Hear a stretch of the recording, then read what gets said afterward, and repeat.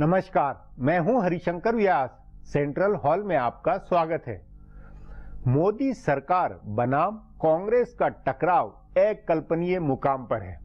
इसके दो पहलू हैं, एक कांग्रेस की रणनीति का है तो दूसरा नरेंद्र मोदी बनाम गांधी परिवार में खुन्नस का है।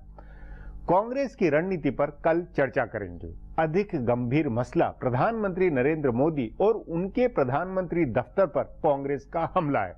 हिसाब से नेशनल हेराल्ड मामले में नरेंद्र मोदी का हाथ नहीं है, इसलिए कि डॉक्टर सुब्रमण्यम स्वामी मर्जी के मालिक है। दूसरे, मनमोहन सरकार के वक्त डॉक्टर स्वामी 2012 में अदालत गए थे। तब कांग्रेस सरकार यदि अदालत को मैनेज नहीं कर पाई तो नरेंद्र मोदी का भला कैसे रोल बनेगा। संदेह नहीं कि डॉक्टर स्वामी की गांधी परिवार से खुन्नस पुरानी है। उन्होंने ही अदालत में मां बेटे को सम्मान दिलाया। दूसरा तथ्य है कि प्रवर्तन निदेशालय या कि ईडी वित्त मंत्रालय का हिस्सा है। उसके अरुण जेटली प्रभारी है। उस नाते सोनिया गांधी व राहुल गांधी का गुस्सा अरुण जेटली पर निकलना था, मगर प्रधानमंत्री दफ्तर पर निकला है। राहुल गांधी ने न केवल पीएमओ का सीधे नाम लिया बल्कि यह भी कहा कि जानते हैं न्यायपालिका को कौन धमका रहा है। इस सब का अर्थ क्या यह नहीं है कि गांधी परिवार ने व्यक्तिगत तौर पर नरेंद्र मोदी के खिलाफ खुन्नस पाली हुई है। नरेंद्र मोदी बतौर प्रधानमंत्री कांग्रेस लीडरशिप को नहीं पच पाए हैं। आज इस पर चर्चा है, मगर उससे पहले गपशप और खास सुर्खियां। शुरुआत सियासी गपशप से करते हैं।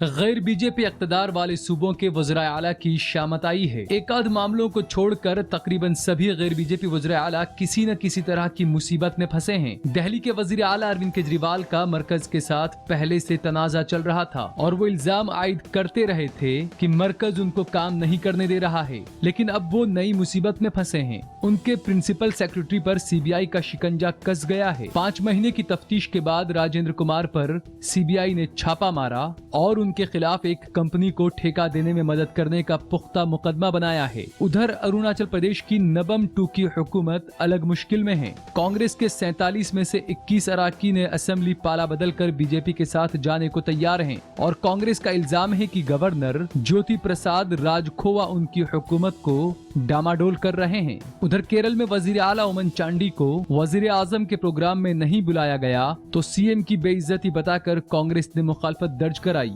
चांडी और उनकी हुकूमत के वजीर सोलर पैनल से लेकर बार घोटाले में फंसे हुए हैं। मगरबी बंगाल की वजीर आला ममता बनर्जी की हुकूमत पर शारदा बदनवानी की तलवार लटकी है। उनके कई वज़रा, अराकीन पार्लियामेंट और रुकन असेंबली इस बदनवानी की जद में हैं और किसी भी वक्त सीबीआई उनके लिए मुश्किल खड़ी कर सकती है। माहिरीन जराये का कहना है कि उत्तर प्रदेश के इंजीनियर यादव सिंह का मामला जब तक दबा है तभी तक खैर है। अगर इसका जिन निकला तो अखिलेश यादव की हुकूमत के लिए बड़ी मुश्किल होगी। ऐसे ही तरुण गोगोई और हरीश रावत भी निशाने पर हैं।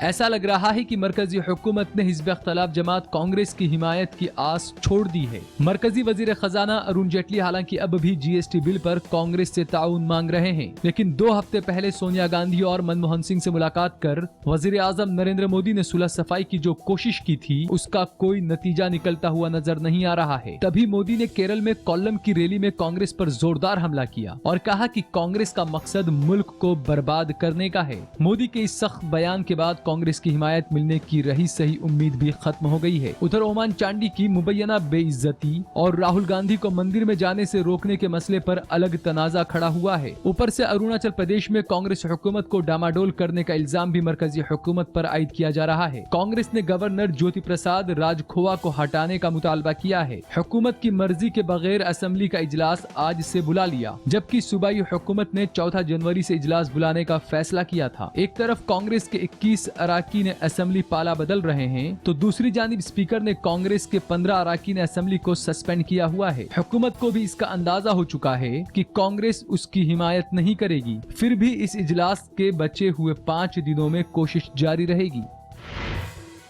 वजीर आजम नरेंद्र मोदी कल अपने वुज़रा के साथ एक अहम इजलास करने वाले हैं। ऐवान के इजलास के बीच काबीना के इजलास से अलग वुज़रा के साथ हिकमत अमली को लेकर हो रही इस मीटिंग पर सभी की नजरें टिकी हुई है। इसके एजेंडे को लेकर कई तरह की कयासाराइयां लगाई जा रही है। कुछ माहिरीन का मानना है कि वजीर आजम काबीना में रद्दोबदल करने वाले हैं और ये इजलास उससे जुड़ा हो सकता है। लेकिन वजीर आजम कुछ दिन पहले अरुण जेटली की रिहाइशगाह पर सहाफियों से हुई मुलाकात में कह चुके हैं कि वो जब काबीना में रद्दोबदल करेंगे तो किसी को खबर नहीं होगी। वैसे भी मोदी का ये मिजाज नहीं है कि वो पंचायत लगाकर काबीना में रद्दोबदल का फैसला करेंगे। माहिरीन ज़राए का कहना है कि इस इजलास में ऐवान के बचे हुए 3-4 दिनों में कामकाज को लेकर तबादला ख्याल होगा। कहा जा रहा है कि हुकूमत आखिरी हफ्ते के 2 कामकाजी दिनों में GST को ऐवान बाला से पास कराने की कोशिश करेगी। हो सकता है कि उसके बारे में बात हो। इसके अलावा वुज़रा के कामकाज का तज्जिया भी हो सकता है। बताया जा रहा है कि वजीर आजम के पास अपने वुज़रा के कामकाज की रिपोर्ट है। उन्होंने खुद ममलिकती वुज़रा से रिपोर्ट ली थी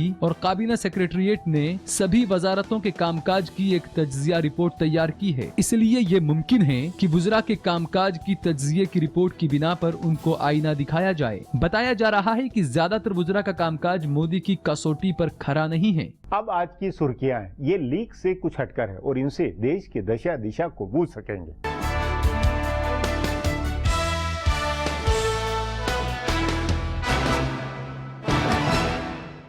दहशतगर्दी के मसले पर वजीर खारजा सुषमा स्वराज ने कहा है कि वो पाकिस्तान के साथ बातचीत को जारी रखेंगे क्योंकि जंग कोई मुतबातिल नहीं है। साथ ही उन्होंने कहा है कि हुकूमत ने पड़ोसी मुल्क को ये भी वाज़ेह कर दिया है कि बातचीत और दहशतगर्दी साथ साथ नहीं चल सकते हैं। सुषमा स्वराज ने लोकसभा में कहा कि 30 नवंबर को पेरिस में वजीर आजम नरेंद्र मोदी और पाकिस्तान के वजीर आजम नवाज शरीफ के दरमियान हुई बातचीत और उससे पहले रूस के उफा में दोनों सरबराहों के दरमियान हुए इत्तेफाक के बाद ही भारत और पाकिस्तान ने दहशतगर्दी पर बातचीत का फैसला किया है और इसी के मुताबिक बैंकॉक में NSA सतह पर बातचीत हुई थी। सुषमा ने कहा है कि एक ही मीटिंग से तमाम मसाइल का हल नहीं निकाला जा सकता है, इसलिए हम दहशतगर्दी पर बातचीत को जारी रखेंगे। सुषमा ने कहा है कि पाकिस्तान मकबूजा कश्मीर में दहशतगर्दों के कैंप को लेकर भी बातचीत चल रही है। उन्होंने कहा कि बातचीत के लिए हमें भरोसा करना होगा। ये तय हो चुका है कि कोई तीसरा मुल्क सालिसी का किरदार अदा नहीं करेगा। बातचीत हमें ही करनी है और नए भरोसे के साथ बातचीत की नई पहल हुई है। आज लोकसभा में कांग्रेस, तृणमूल कांग्रेस और आम आदमी पार्टी के अरकान ने मरकजी हुकूमत पर गवर्नर के जरिए से वफाकी ढांचे पर हमला करने और CBI के बेजा इस्तेमाल का इल्जाम आयद किया। कांग्रेस, तृणमूल कांग्रेस और आम आदमी पार्टी के अरकान ने लोकसभा स्पीकर की कुर्सी के नजदीक पहुंचकर जमकर नारेबाजी की। वजीर आजम नरेंद्र मोदी की मौजूदगी में तीनों जमातों के अरकान ने ऐवान में वजीर आजम होश में आओ, जमहूरियत का कत्ल बंद करो, CBI का बेजा इस्तेमाल बंद करो की नारेबाजी की। आप मेंबर पार्लियामेंट भगवंत मान कुछ कागजात लेकर ये दावा कर रहे थे कि मंगल को दिल्ली सेक्रेटरिएट पर CBI छापा मारकर इन फाइलों को लेकर गई है। हंगामे के दौरान ही वजीर आजम मोदी ने अपनी हुकूमत के खिलाफ नारेबाजी कर रहे आप मेंबर पार्लियामेंट भगवंत मान को पानी भी पिलाया। कांग्रेस के अरकान ने अरुणाचल प्रदेश में गवर्नर की मुदाखलत पर सख्त एतराज का इजहार करते हुए गवर्नर ज्योति प्रसाद राजखुआ को फौरन बर्खास्त किए जाने का मुतालबा किया है।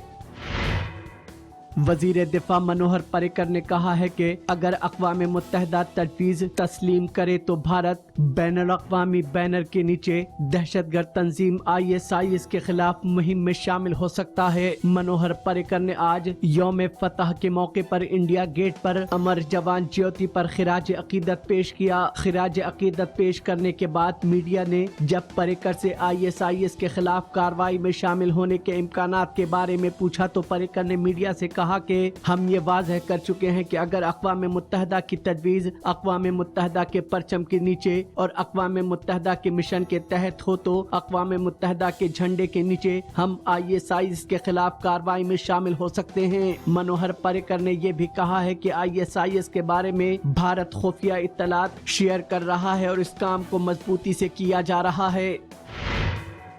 दिल्ली में बढ़ती माहौलियाती आलूदगी को लेकर अदालत उज़्मा ने आज दिल्ली और एनसीआर में यकम मार्च 2016 तक 2000 सीसी से ज्यादा सलाहियत के डीजल इंजन वाली एसयूवी और कारों के रजिस्ट्रेशन पर पाबंदी आयद कर दी है। अदालत ओस्मा ने साथ ही दिल्ली में दाखिल होने वाले तिजारती ट्रक पर लगने वाले ग्रीन टैक्स में 100% का इजाफा भी कर दिया है। अदालत ओस्मा ने कहा है कि जिन तिजारती गाड़ियों को दिल्ली नहीं आना है उन्हें कौमी दारुल हुकूमत में NH8 और NH1 के एंट्री पॉइंट से आने की इजाजत नहीं होगी। अदालत ओस्मा ने कहा है कि 2005 से पहले के रजिस्ट्रेशन वाले तिजारती गाड़ियां दिल्ली में दाखिल नहीं हो सकती हैं। अदालत ओस्मा ने यह भी कहा है कि दिल्ली और कौमी दारुल हुकूमत में सिर्फ CNG टैक्सी चलाने की ही इजाजत रहेगी।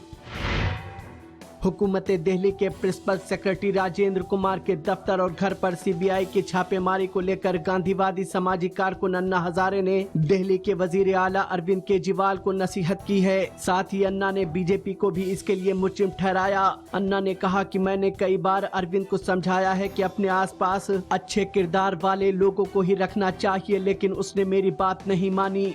अन्ना ने बीजेपी पर शदीद नुक्ताचीनी करते हुए कहा है कि ये इतना पुराना मामला है और वो अब इस पर काम कर रहे हैं। इस पर उसी वक्त कार्रवाई किए जाने की जरूरत थी। वहीं हुकूमत दिल्ली के प्रिंसिपल सेक्रेटरी राजेंद्र कुमार से आज भी CBI ने तफ्तीश की। इससे कबल मंगल को राजेंद्र कुमार से CBI ने तफ्तीश की थी। फिलहाल अब एक ब्रेक है, फिर खुलासा होगा।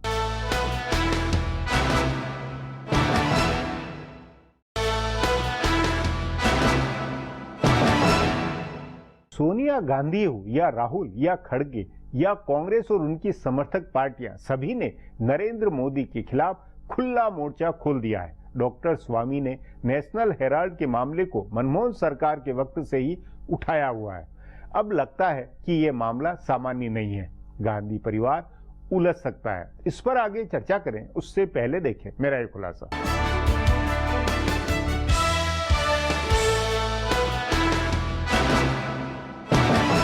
कांग्रेस और बीजेपी का सियासी झगड़ा अब गांधी खानदान और नरेंद्र मोदी के जाती तनाजे में तब्दील होता नजर आ रहा है। नेशनल हेराल्ड मामले में जिस तरह का टकराव हुआ है वो इस बात का इशारा करता है कि दोनों के बीच काफी गहरी खुन्नस हो गई है। हैरानी की बात है कि ये तब्दीली गुज़िश्ता 10 दिन में आई है। 2 हफ्ते पहले तो नरेंद्र मोदी ने कांग्रेस सदर सोनिया गांधी और साबिक वजीर आजम मनमोहन सिंह को अपनी रिहाइशगाह पर चाय पीने के लिए बुलाया था। उस दिन तक काम चलाऊ हमआहंगी नजर आ रही थी। उस वक्त भी नेशनल हेराल्ड का मामला चल रहा था और सोनिया व राहुल को जाती तौर पर अदालत के सामने तलब करने के मामले में दोनों की अपील हाईकोर्ट के सामने पेंडिंग थी। लेकिन कांग्रेस ने या सोनिया राहुल ने जेरी अदालत के समन के लिए मोदी को जिम्मेदार नहीं ठहराया था। लेकिन जब हाईकोर्ट ने उनकी अपील खारिज की तो कांग्रेस और राहुल गांधी ने सीधे नरेंद्र मोदी को जिम्मेदार ठहराया। राहुल ने कहा कि ये सियासी बदले की कार्रवाई है जो सीधे पीएमओ से चलाई जा रही है। सवाल है कि क्या जेली अदालत तक की कार्रवाई यकीनी तौर से चल रही थी और उससे ऊपर की कार्रवाई पीएमओ ने कराई है? अगर ऐसा है तो फिर सुब्रमण्यम स्वामी की अर्जी को पीएमओ से कैसे जोड़ा जा सकता है? वैसे भी स्वामी का सोनिया गांधी के खानदान से पुराना तनाजा है। वो पहले भी सोनिया और राहुल गांधी को लेकर बयानबाजी करते रहे हैं और उनको किसी न किसी मामले में उलझाने की कोशिश भी करते रहे हैं। नेशनल हेराल्ड मामले में भी उनकी अर्जी 2012 की है जब मरकज में कांग्रेस की अपनी हुकूमत थी। इस मामले में ज्यादातर अदालती कार्रवाई कांग्रेस के दौर इख्तिदार में ही हुई। इसलिए अगर इसके लिए अभी कांग्रेस रहनुमा इस मामले में नरेंद्र मोदी को जिम्मेदार ठहरा रहे हैं तो उसके पीछे उनकी अलग सियासत है। दरअसल नरेंद्र मोदी ने आम इंतखाबात की तशहीर के दौरान कांग्रेस मुक्त भारत का नारा दिया था।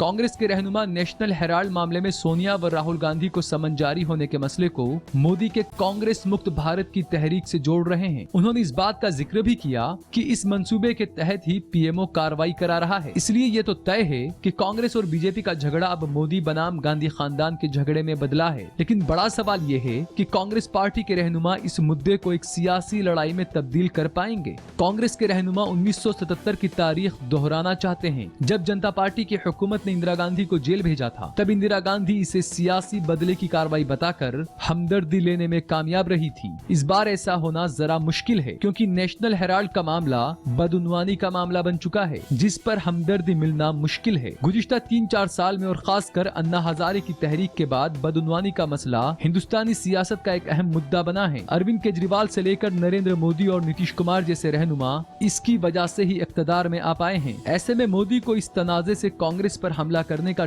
ठोस मुद्दा मिलेगा। कांग्रेस को इस खतरे को समझना होगा कि वो बदउनवानी के मसले पर अपने को किस पाले में खड़ा करती है। अब एक ब्रेक है, उसके बाद गांधी परिवार बनाम नरेंद्र मोदी की केमिस्ट्री पर चर्चा करेंगे।